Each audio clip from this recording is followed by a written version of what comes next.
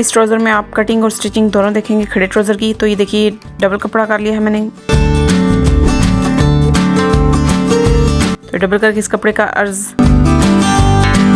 18 inch है और हमें तैयार 16.5 इंच चाहिए।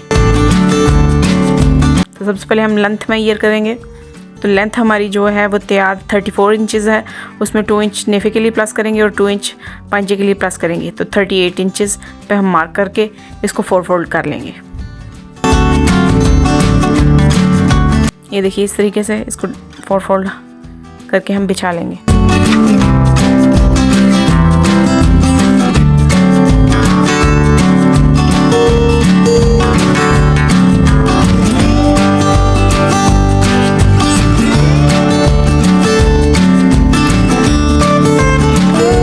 ये बिगनर्स के लिए ट्राउज़र है, इसको आप ट्राउज़र के ऊपर ट्राउज़र रख के भी कटिंग करने का मैं आपको तरीका बताऊंगी और इंचेस के साथ भी, मैं इंचेस टेप के साथ भी बताऊंगी कि किस तरह से आप कटिंग कर सकते हैं। तो सबसे पहले आप ये करेंगे कि 38 इंचेस पे तमाम जगह से मार्क करके आप इसकी कटिंग कर लें या मार्क कर दें, आपने लेंथ बराबर कर लेनी है।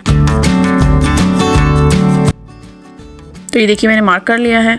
इसके बाद हम आसन का निशान लगाएंगे। तो आपका जितना भी आसन होगा उसमें आप 2.5 इंच प्लस करेंगे। तो ये देखिए आसन की मार्किंग के लिए 2 इंच नेफे के लिए और आधा इंच नीचे से नाली की सिलाई के लिए हम मार्क करेंगे। तो ये देखिए हमारा जो तैयार आसन है वो 14 इंच है और उसमें 2 इंच नेफे के लिए 16 हो गया और उसमें 16.5 इंच हम मार्क करेंगे। तो हमारा जो तैयार घेरा है ट्राउज़र का वो 16.5 इंच है, उसमें 1 इंच हम प्लस करेंगे क्योंकि हमने इसको साइड की सिलाई लगानी है। अगर आप साइड की सिलाई नहीं लगाएंगे तो आप इसमें 1/2 इंच प्लस करेंगे। तो ये मैंने 17.5 इंच पे टोटल मार्किंग करके इसको सीधा लाइन ड्रॉ कर ली है। उसके बाद ऊपर से हम 2 इंच पे मार्क करेंगे। ये रेप इसकी हल्की सी गुलाई करके 2 इंच की गुलाई करके ऊपर तक करेंगे तो ये इससे उठने बैठने में खिंचाव तो नहीं आएगा और ऊपर ज़्यादा चुंटें भी नहीं बनेंगी नेफे वाली जगह पे। इसके लिए ये मार्किंग होती है।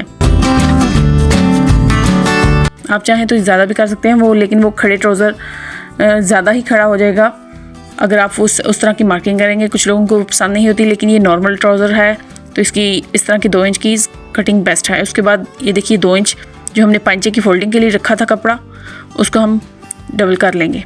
फोल्ड करके 2-2 इंच की मार्किंग से चेक कर लें। ये सबसे आसान मेथड है ट्राउज़र कटिंग करने का। उसके बाद 1 इंच की हमने रेप कटिंग करनी है। तो आधा इंच ये सिलाई के लिए रखा है हमने और उसके बाद हम पंचे का नाप लेंगे। 6.5 इंच हमारा पंचा है और उसमें 1 इंच प्लस करेंगे तो 7.5 इंच पे हम मार्क करेंगे। यानी कि साइड की सिलाई से हमने 1.5 इंच की मार्किंग रख के फिर 6.5 इंच का पंचा रख के उसमें 1 इंच प्लस किया है।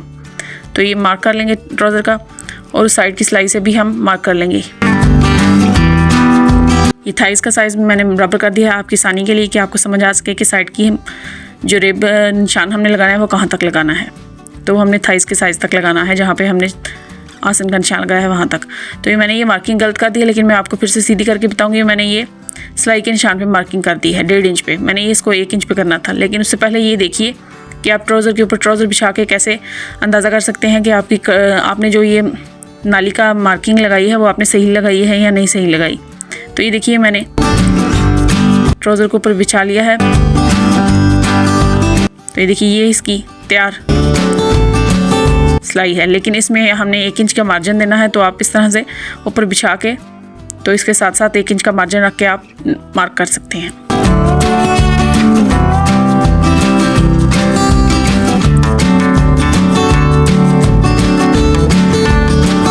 तो ये देखिए मैंने 1.5 इंच पे मार्क कर दिया था, लेकिन मैंने इसको 1 इंच पे मार्क कटिंग करनी थी। आधा इंच मैंने सिलाई के लिए रखा था, साइड की सिलाई के लिए। तो मैं इसको अब 1 इंच पे मार्क कर लेती हूँ। 1 इंच की रेप कटिंग करेंगे, इससे ट्राउज़र खड़ा रहता है, साइड से नीचे नहीं गिरता। या जिन लोगों के पंचे में खिंचाव आता है वो पंचे का खिंचाव भी नहीं इससे आएगा अगर आप इसकी 1 इंच की रेप कटिंग करेंगे। तो उसके बाद आपने जो मार्किंग की है उस मार्किंग के ऊपर हम इसकी कटिंग कर लेंगे।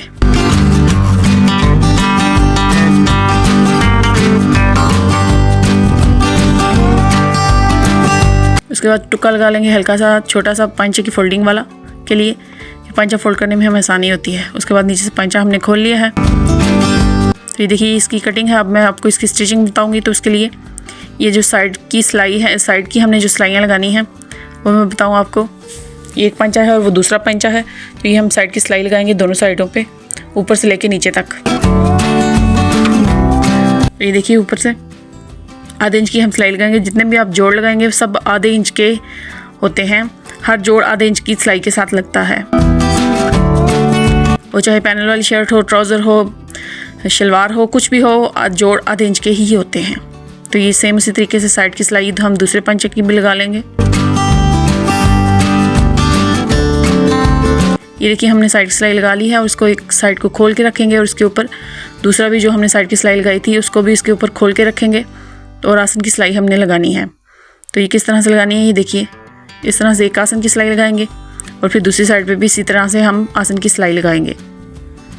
तो ये देखिए सेम उसी तरीके से ऊपर से शुरू करेंगे आसन की सिलाई और सेम उसी शेप में आधे इंच की सिलाई ही लगाएंगे, कहीं से हम ज़्यादा काम नहीं करेंगे। सेम इसी तरीके से हम दूसरी साइड पे भी आसन की सिलाई लगा लेंगे।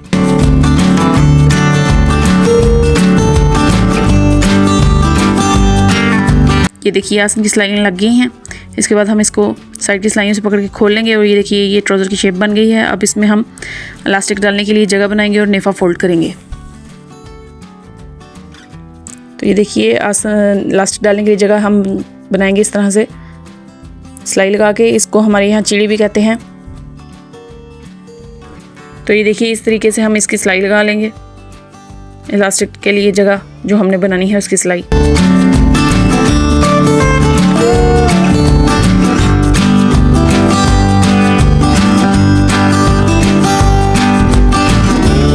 अब इसके बाद हम नेफा फोल्ड करेंगे। तो नेफा हम इसका 2 इंच का फोल्ड करेंगे।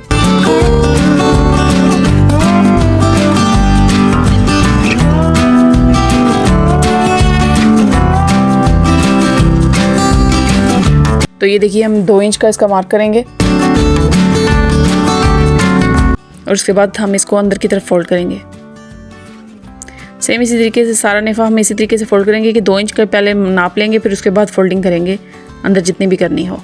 आधे इंच की ही अंदर फोल्डिंग जाती है, लेकिन बाद में 1.25 इंच की भी चली जाती है। जितने आपकी इलास्टिक की चौड़ाई हो उस हिसाब से आप कर सकते हैं। अगर तो आपने बीच में इलास्टिक स्टिच करना है, अगर नहीं करना तो फिर तो नॉर्मल जितनी मर्जी हो जाए, आपने सिंपल सा इलास्टिक ही डालना है जो 1/2 इंच का होता है।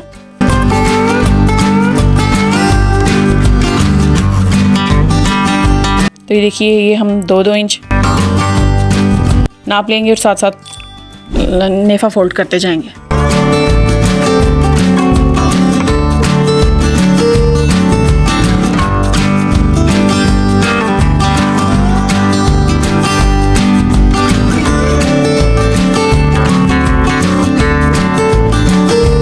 ये सबसे बेस्ट तरीका है कि आप 2-2 इंच का नेफा नाप के फोल्ड करेंगे तो आपका ट्राउज़र छोटा बड़ा नहीं होगा। एग्जैक्ट जो आपने साइज़ कटिंग की होगी सेम वही साइज़ आपका बन के तैयार होगा। अगर आप इसको नेफे को अंदाजे के साथ फोल्ड करेंगे तो आपका ट्राउज़र कभी भी परफेक्ट नहीं होगा। वो शायद ये भी हो सकता है कि एक पंचा छोटा और एक बड़ा हो जाए, लेंथ इसकी एक पंचे की कम और एक की ज़्यादा हो जाए, या ये भी हो सकता है कि कम हो जाए या ज़्यादा हो जाए, दोनों की ही। अगर आप बिगनर्स हैं तो मैं यही आपको सजेस्ट करूँगी कि आप इसको नाप कर फोल्ड करें।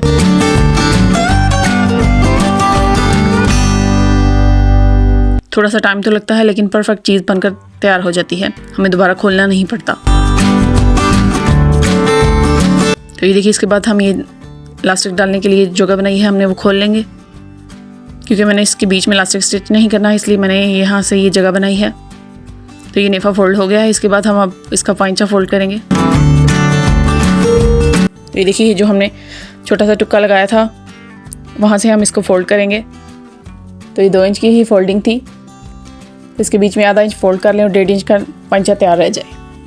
आप चाहें तो ज़्यादा भी रख सकते हैं, 2 इंच ना रखें, ज़्यादा रख लें कटिंग में।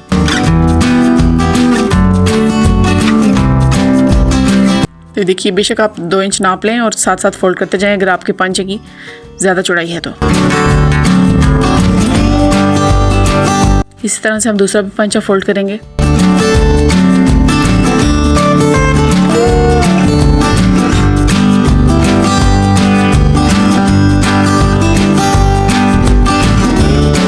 उसके बाद पांचे को डबल करके हम इसके ऊपर नाली की सिलाई लगाएंगे। तो उसके लिए आप पहले मार्किंग भी कर सकते हैं और ऐसे ही आप सिलाई लगा सकते हैं, ये आपकी मर्ज़ी है। और नीचे से आप 1 इंच से शुरू करेंगे और ऊपर आधे इंच पे आप इसको ख़त्म करेंगे। तो इसके लिए देखिए 6.5 इंच तैयार पांचा था, तो 6.5 इंच पे ही मार्क करूँगी मैं और 6.5 इंच पे ही हम सिलाई शुरू करेंगे। तो सिलाई को पक्का करेंगे और उसके बाद सीधी सिलाई लेके आएंगे और आहिस्ता आहिस्ता इसको कम करते करते हम आधे इंच तक कम कर देंगे। तो ऊपर आसन की सिलाई के साथ सिलाई मैच करके वहाँ तक सिलाई ख़त्म करें और फिर दूसरी साइड के पंचे से शुरू करें। ये नहीं करेंगे कि आप वहीं से नीचे की तरफ पंचे की तरफ आ जाएं, इससे शेप ख़राब हो जाती है। तो देखिए पंचे के साथ पंचा बराबर रख के दूसरे का भी निशान लगा लें और सिलाई को पक्का करके दूसरी साइड से भी सिलाई ऊपर आसन की सिलाई के साथ लेके आएँ।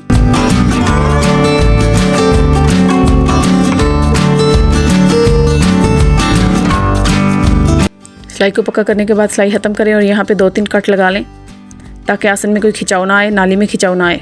तो ये देखिए ट्राउज़र तैयार हो गया है। अगर वीडियो पसंद आए इसको लाइक एंड शेयर कीजिए। ये देखिए नीचे से इसकी जो झोल सी बनी है ये आपको उठने बैठने में मुश्किल नहीं होगी, इसलिए है।